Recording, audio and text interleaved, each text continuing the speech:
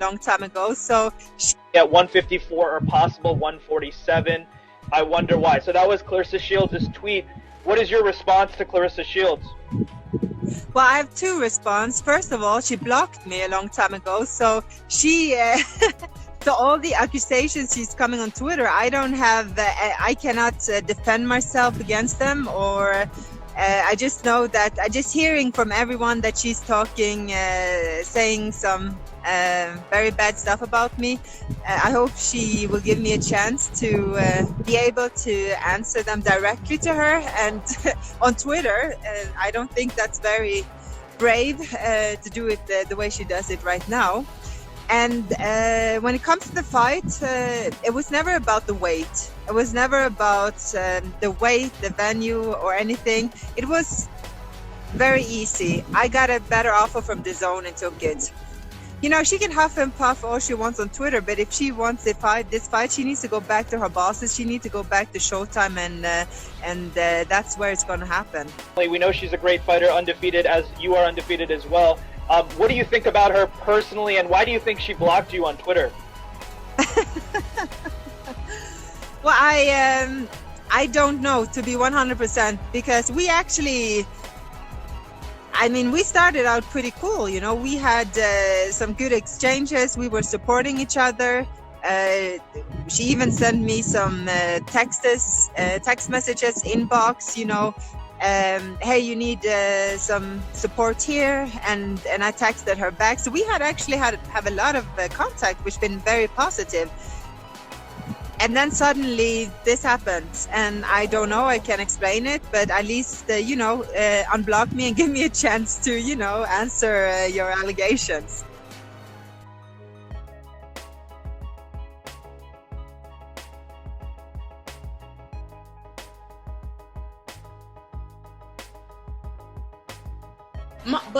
My team has no. Felt the offer from Show. She felt the fight with you, but she felt the offer from Showtime was not good enough. So that is all lies, and that's the reason why I blocked her, because she throws a rock but then hides her hand. You know what I mean? And that's why I blocked her. I'm not gonna let her use my name to build fame for herself, because she's not really known in the US. And it was like she kept saying my name, so of course me and my team wanted to have like some kind of negotiation, and they didn't even want to have a real conversation, because Showtime said that they would make us main event on Showtime pay-per-view if me and her was to fight. And Tom Laughlin and her didn't even want to have a conversation. But to the public, she'll say, "Oh no, that never happened." But my team has no reason to lie on Cecilia or her team. She didn't want to have a conversation. She could have made $1 million for one purse, and she turned it down. We can get the fight made at 150, and I'll kick her ass in Norway, in her home country, in front of all her people, and she can keep her belts. Meet me at a catch weight, 150. Now, if she doesn't take that offer, I don't know what else. But that's why I blocked her, though. She does avoid fighters. She did avoid Laila McCarter. She's avoiding me. And she doesn't even want to have a rematch with Callie Reese. And it's just like, yeah, you're undisputed, but you're not going to go down for legacy. You know, she doesn't care about legacy. She doesn't care about fighting the best. She did say she wants to respond to you on Twitter, but she's blocked. You explained why she's blocked.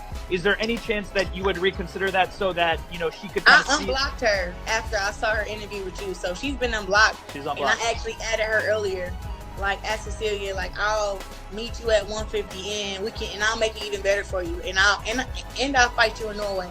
You know, her saying that the money is better at DAZN. How much was her last purse?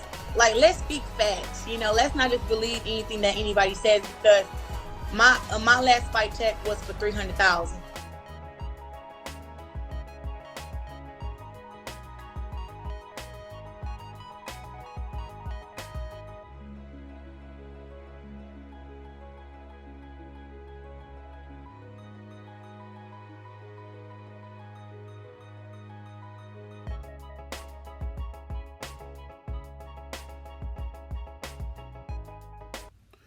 This is Head Bustin' Boxing, and we are back in the house to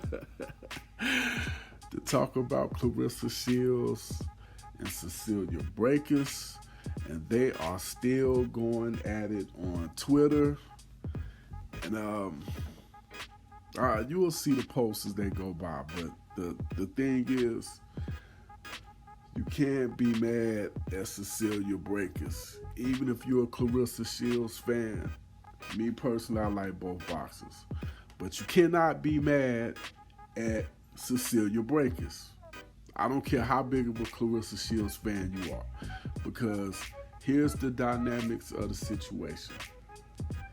You have the elder statesman, right, who's been doing this for over 10 years, been unified, this belt, that belt, at welterweight. Matter of fact, just call it for what it is. All the belts at welterweight for like the last 6 years, and been like undisputed for over 10 or something crazy like that.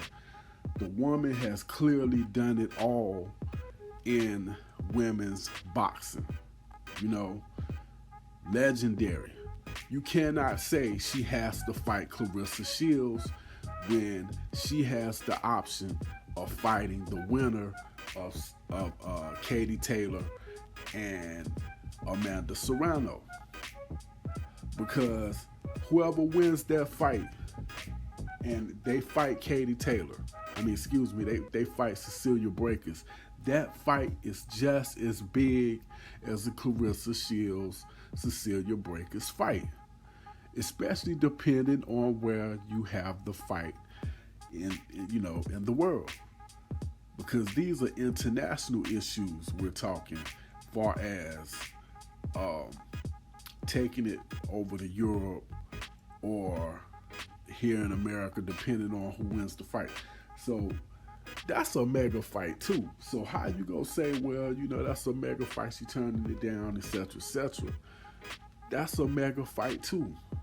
And whether she fights Cecilia Braekhus, that is, whether she fights Claressa Shields after that, really don't matter. I mean, when I say it don't matter, I mean as far as Cecilia Braekhus' legacy, it's not like they gonna say, it's a Pacquiao-Mayweather situation. They're not even in the same weight class. It will be more like Mayweather Triple G, trying to get Mayweather to fight Triple G before he retires. But my point is this: you can't be mad at Cecilia Braekhus for not jumping at fighting Claressa Shields.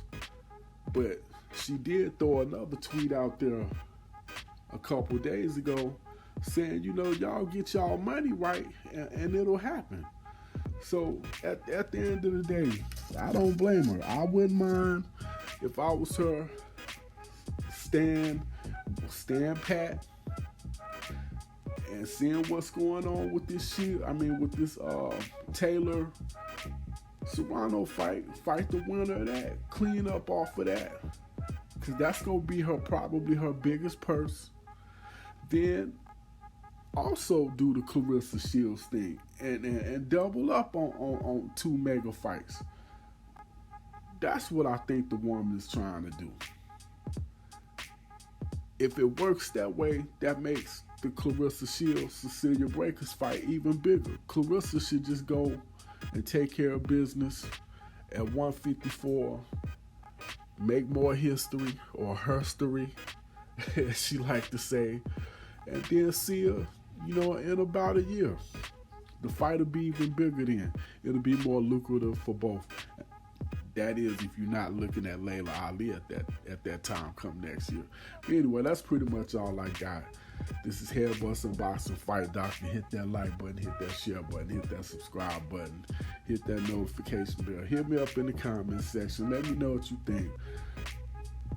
Is any shame in Cecilia Braekhus' game for waiting to fight the winner of the Serrano Katie Taylor fight? Well, actually, she's not waiting. She does have a fight in between then, but instead of wanting to fight the winner of that over Claressa Shields. Oh, and by the way, it ain't just them two. She also saying Cris Cyborg.